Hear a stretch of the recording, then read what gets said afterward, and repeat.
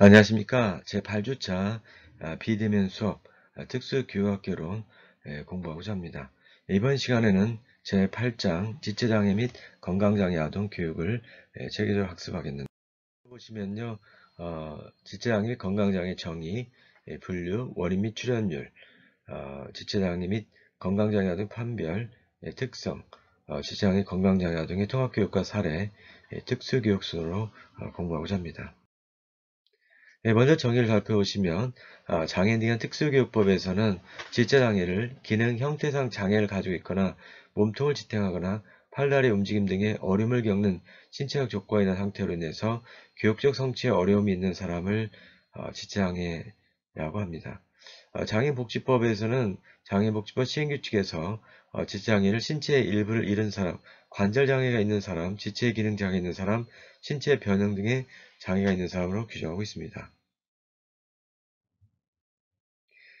건강장애를 정의해보면 장애에 대한 특수교육법에서는 건강장애란 만성질환에 의해서 3개월 이상의 장기 입원 또는 통원치료 등 계속적인 의료적 지원이 필요하며 학교생활 및 학업 수행에 어려움이 있는 사람으로서 장애인 복지법과 관련해서 건강장애 영역은 내부기관 장애에 해당되는 장애, 안면장애는 제외로 신장장애, 심장장애, 호흡기장애, 간장애, 장루, 요루장애, 간질장애 등이 있겠습니다. 장애를 먼저 분류해 보겠습니다. 특수교육에서는 이제 지체장애를 신경성 증후군과 운동기 증후군으로 분류하고 있는데요. 이 신경성 증후군에는 뇌성마비, 진행성 근위영양증, 소아마비가 있고요. 뇌성마비의 유형은 경직형, 불수의 운동형, 강직형, 진전형, 운동실조형, 혼합형 등이 있습니다. 보시면은 신경성 증후군의 원인 및 특징이 소개가 되어 있습니다. 먼저 뇌성마비는 이제 발달기라고 하면 구체적으로 수정부터 생후 4주까지 기간대에 뇌 장애를 받은 결과 운동, 근긴장, 자세 이상을 초래한 상태를 말합니다. 진단으로는 신경 증상, 자세 반사나 운동 반응, 병 유형 진단, 경직형, 무정유형 등이 행해지고 있습니다. 그 외에 발달 진단, 합병장애, 지능장애, 시각장애, 청각장애, 간질 등을 포함해서 종합적으로 평가가 이루어집니다. 진행성 근위영양증은 유전성 질환으로 점진적인 근육 위축의 특징인데요. 보통 신경이 손상이 있거나 근육이 신경의 퇴화로 쇠약해지는 경우를 위축이라 하고 신경의 질환이나 손상의 증거 없는 근조직의 외악의 경우를 근병증, 진행성이고 유전적인 경우를 이영양증이라고 합니다. 다음으로 소아마비는 이제 회백질 척수염이라 하며 세 개의 폴리오바이러스 중 하나가 일으키는 질환으로 무증상 경증, 마비 형태로 나타나게 됩니다. 이 질병은 대변 오염이나 구강 분비물을 통해서 전염이 되는데요. 조나스 사크가 개발한 소아마비 예방용 썰크 왁신의 개발로 현재의 감소하고 있습니다. 뇌성마비, 근위 영양증, 소아마비의 그림을 살펴보면 다음과 같습니다. 뇌성마비 유형별 분류를 살펴보자 합니다. 먼저 이제 경직형은 뇌성마비 가장 보편적인 형태인데요. 뇌성마비 50%, 60%가 해당합니다. 대뇌피질 손상에서 오게 되고 근긴장도가 높아서 잘 움직이기 어렵고 움직임이 느린 유형이 되겠습니다. 다음은 이제 불수의 운동형은 사지가 떨리거나 근긴장도가 수시로 변함으로 인해서 의도한 행동 이외에 과도한 흔들림이 많이 나타납니다. 이러한 불필요한 흔들림은 의도적인 움직임을 시도할 때 많이 나타나서 기능적 동작을 방해하게 됩니다. 세 번째 강직형은 근육의 신축성 상실로 운동장이 강하게 나타나며 언어나 동작이 둔하며 성장도 좋지 않고 지능도 일반적으로 낮아서 사회생활에 적응이 곤란한 유형이 되겠습니다. 다음으로 진전형은 대개 뇌막형과 같은 출생 후 질환에 의해서 생기게 되고 사지가 쉬고 있을 때에도 계속 흔들리게 됩니다. 대소변을 가리지 못하거나 말더듬이 심한 소화적인 증상을 나타나게 됩니다. 다음으로 운동실조형은 손해의 손상이 기인하며 몸의 균형을 잡지 못하고 방향과 균형 감각이 마비돼서 보행에 어려움을 겪는 유형으로서 눈과 손발의 협응 동작이 좋지 않은 그런 유형이 되겠습니다. 다음으로 혼합형의 경우에는 뇌성마비 여러 유형이 함께 나타나게 됩니다.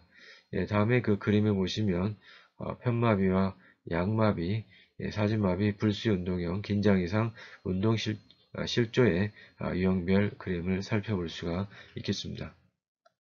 다음으로 건강장애의 분류를 살펴보도록 합니다. 먼저 심장장애는 심장의 기능 부조로 인해서 일상생활의 정도의 활동에도 호흡곤란 등의 장애가 있어서 일상생활에 현저한 제한을 받는 사람을 심장장애라고 합니다. 백혈병은 미성숙한 림프세포의 통제가 불가능한 성장과 증식으로 인해서 적혈구가 감소하고 백혈구 수가 증가하는 혈색 형성 조직의 질병을 일컫습니다. 다음에 소화당뇨는요, 췌장에서 인슐린을 합성하여 분비시키는 능력이 감소되어 발생한 질병으로 혈액 내 영양소가 있어도 세포들이 이용할 수 없는 상태를 의미합니다. 다음에 천식은 기관지 천식이라고 하며 기관지 평활근이 과민성으로 수축 경련하여 기관지가 좁아지고 이로 호흡이 곤란한 상태가 오는 경우를 천식이랍니다. 다음에 신장장애는 신체 내 노폐물을 제거하여 우리 몸속에 적절한 수분과 전해질을 보유할 수 있도록 조절하는 기능 이상으로 일상생활이 어려운 경우를 신장장애라고 합니다. 다음에 뇌전증은 간지라고 하는데요. 대뇌 중추신경계 신경기능 이상으로 짧은 시간 동안 과도한 전기 발생으로 인해서 간질, 발작을 순간적 또는 일시적으로 일으키는 증상을 말합니다. 다음에 혈우병은 선천적으로 혈액 응고인자가 결핍되어 나타나는 장애로 희귀한 선천성 출혈성 질병으로 봅니다. 다음은 낭포성 섬유증인데요. 체내에서 점액의 과세현상으로 인해서 폐 이상과 췌장의 이상을 유발하여 소화효소가 소장에 도달할 수 없게 만드는 것을 낭포성 섬유증이라고 합니다. 다음으로는 지체장애 및 건강장애 원인 및 출현율을 살펴보도록 합니다. 먼저 지체장애 원인을 살펴보면 출생 전, 출생 시, 출생 후로 나눌 수 있고요. 출생 전에는 유전적 요인으로서 가족성 불수의 운동증, 가족성 애역성 대마비, 그 다음에 가족성 진전증, 가계성 경직형 사지마비로 나눌 수 있고요. 임신 중 요인을 보면은 모체 자궁 내 감염, 태아의 톡소플라즘, 모체 풍진, 기타 감염, 모체 빈혈, 저혈압, 태아의 무산소증, 일산화탄소 중독, 태아의 뇌출혈, 모체 중독증, 대사장애, 액선 조사, 모체 영양실조, 임신 3개월 이내 출혈, RH 혈액형 불치 등을 들 수 있습니다.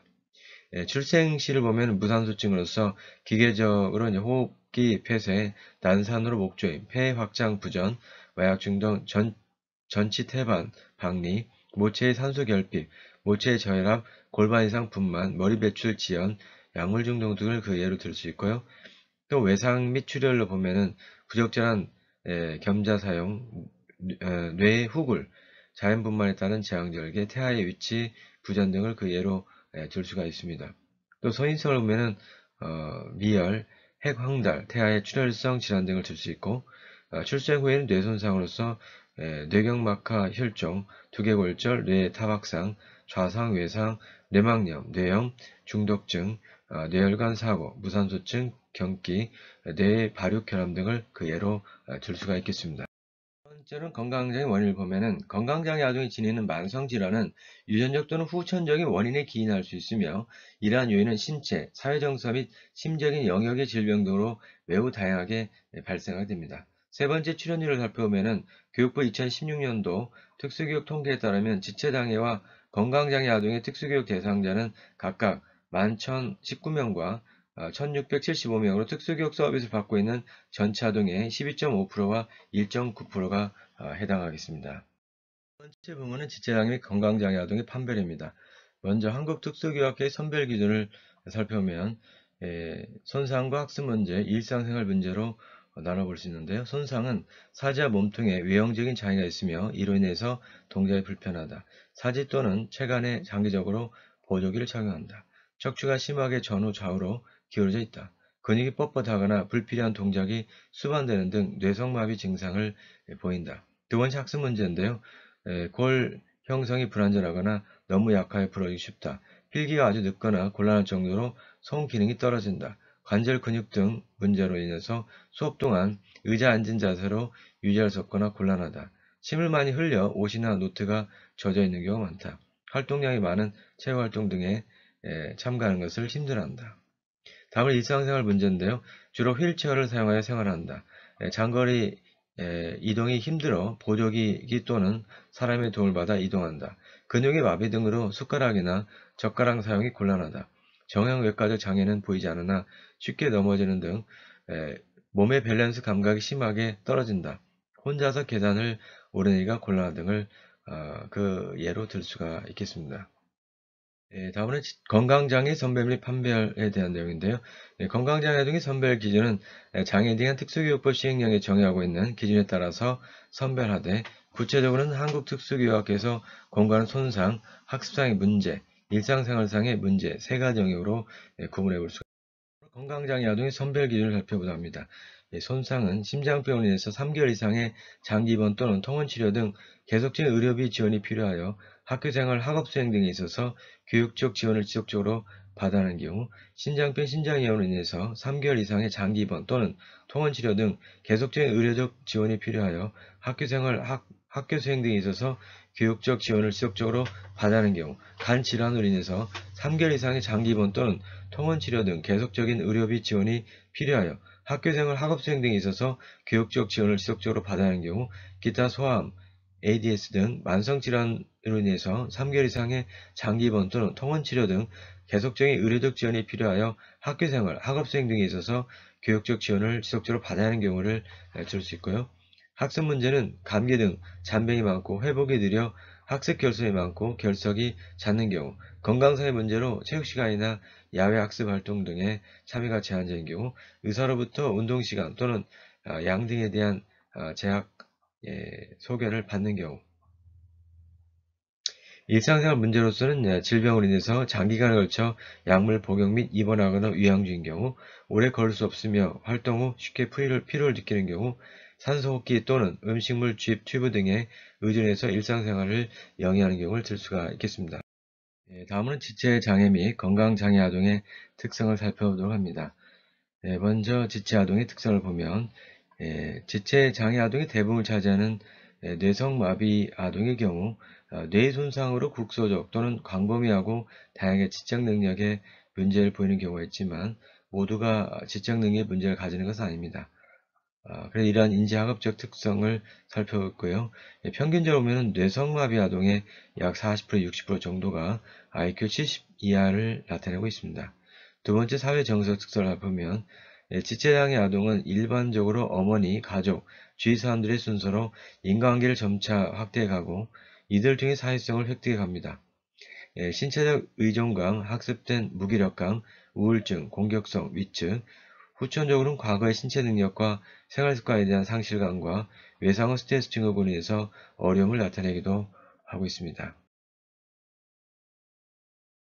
세 번째로는 신체 운동의 특성을 살펴볼 수 있는데요. 지체장애 아동은 근육 긴장도, 조절력, 불수의적 움직임과 정상 범위를 벗어나는 손상으로 인해서 운동 발달의 속도가 느리거나 특정 발달 단계에 머무르거나 기능적인 신체 운동적 능력이 제한적인 경우가 많습니다. 건강장애 아동의 특성을 보면은 먼저 인지학업적 특성입니다. 건강장애 아동은 만성질환으로 인한 의학적 치료를 지속적이고 장기간 받아서 학업 참여의 결손과 방사선 치료, 화학요법, 약물 치료 등의 다양한 요인으로 인지 능력이 저와 함께 낮은 학업 동기 부여로 또래보다 낮은 학업 성취율을 보이고 있습니다. 두 번째 건강장애 아동의 특성 중에 사회 정서 특성을 보면 건강장애 아동은 만성 질환으로 오랜 병원 생활을 겪으면서 부모로부터 과잉보호를 받게 되며 학급의 교사들에게는 특별한 대우를 받는 것으로 여겨져서 또래 간의 긍정적 관계를 맺는데 어려움을 겪고 있습니다. 세 번째, 신체 운동적 특성을 보시면 건강장애 아동은 질병으로 신체 기능이 떨어지거나 신체 활동이 제한되고 화학요법이나 방사선 치료의 부작용으로 탈모나 체중 증가 등 외모가 변화합니다. 또한 건강장애 아동은 체육 수업, 방과 후 활동, 현장 학습과 같은 학교 활동에서 어려움을 겪기도 하고 있습니다. 지체장애 및 건강장애 아동의 통합교육과 사례를 살펴보도록 합니다. 먼저 통합교육 측면인데요. 일반적 지시를 살펴보면 아동의 신체적 장애와 필요를 파악해야 합니다. 과부나 일반 아동과 동일한 행동 요구가 감소되는지, 또 두 번째 학급의 아동들에게 지체장애에 대한 교육의 실제 측면입니다. 장애에 대한 이해와 장애 아동을 도울 수 있는 점 등을 교육하게 됩니다. 세 번째, 가능한 모든 활동에 참여하고 학교생활에 대한 예우를 관찰해야 합니다. 네 번째, 장애 정도와 유형에 따라서 교육적 필요가 다양한 개별화 교육 프로그램을 작성을 해야 합니다. 두 번째, 지체장애 아동에 대한 정보 수집과 교수 환경을 수정한 측면인데요.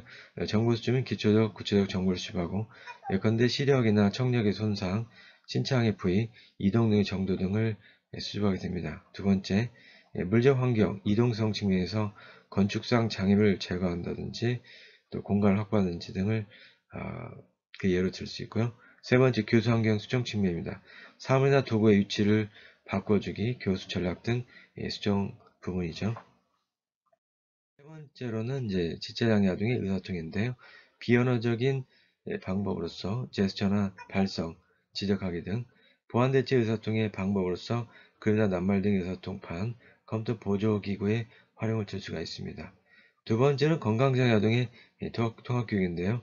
건강장애 아동에 대한 통합교육은 학습에 대한 기본권의 보장으로 교육의 기회를 지속적으로 제공해서 학업 성취와 함께 건강상의 문제를 겪는 심리적 정서적 지원, 예컨대 병원 학교, 사이버 가정학습, 화상 강의 시스템, 순회 교육 등을 통해서 학교생활 잘 적응할 수 있도록 해야 합니다. 통합교육 사례 첫 번째를 보면은 민성이 사례가 나옵니다. 운동 실조형 왼쪽 편마비 이용해 1급 뇌병변 장애를 가진 아동으로서 혼자서는 보행이 어려워서 이동수단으로 전동 휠체어를 사용하고 있는 아동입니다.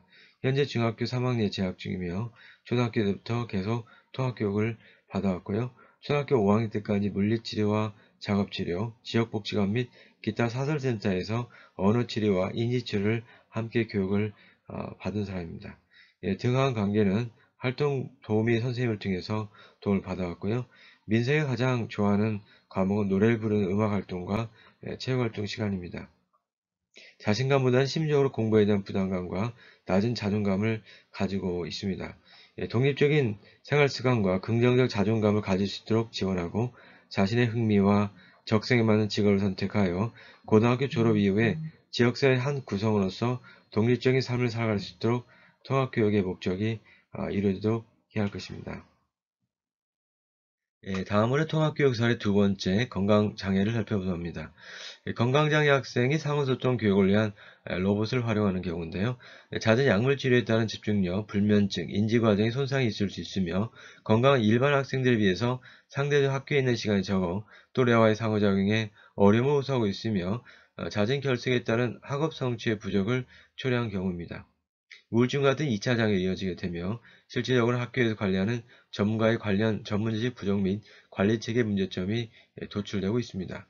학생 거주 지역, 교사 활용면 등을 종합적으로 요소들을 고려해서 화상 강의 시스템을 지원할 뿐만 아니라 개별 학습권 보장을 위해서 교사가 직접 가정 방문을 통한 순회 교육도 이루어지고 있습니다.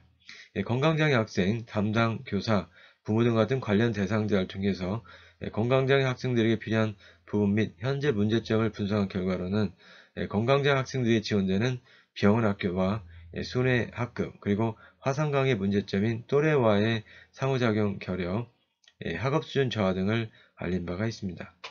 건강장애 학생들이 학업 수행과 또래와의 상호작용과 사회성 직능 같은 다양한 지원을 위해서 건강장애 학생들을 위한 보조 로봇 시스템을 효과적으로 제안하며 여러 사전 연구들 결과에서 높은 만족도 결과를 보인 사례가 되겠습니다.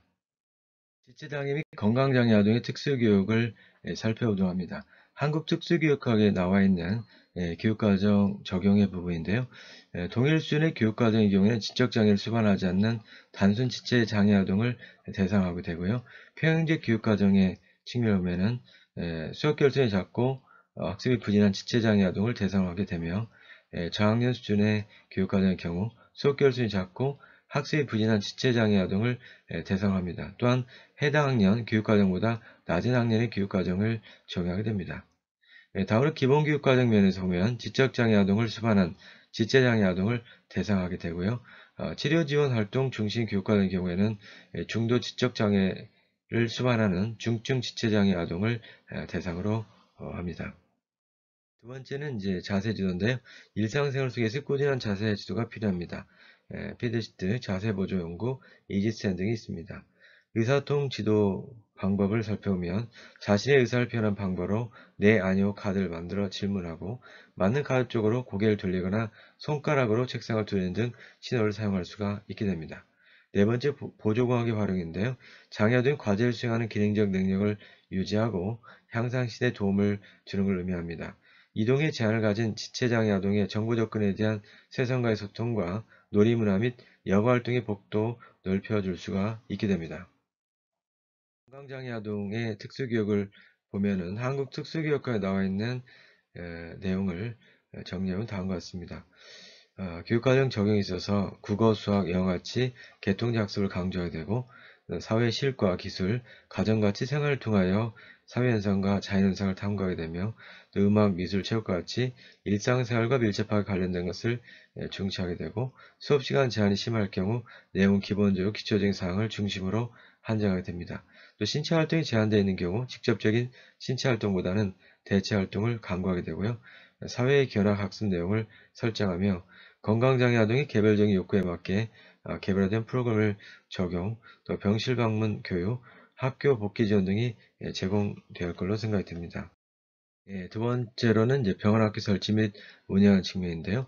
병원학교라고 하는 것은 장기 입원이나 장기 통원 치료로 인해서 학교 교육을 받을 수 없는 학생들을 위해서 병원 내에 설치된 학교를 의미하고요. 운영 측면을 보면은 개별화 교육 계획을 수립하고 다양한 교육 방법으로 개별 아동의 요구에 따른 교육을 제공하며 학업 중심 교육 과정과 심리 정서적 적응 지원의 균형을 유지하며 학사 관리가 이루어져야 합니다. 기타 병원 학교에 대한 운영에 대한 현황은 교재를 참고해 주시기 바랍니다. 여러분 수고 많으셨습니다.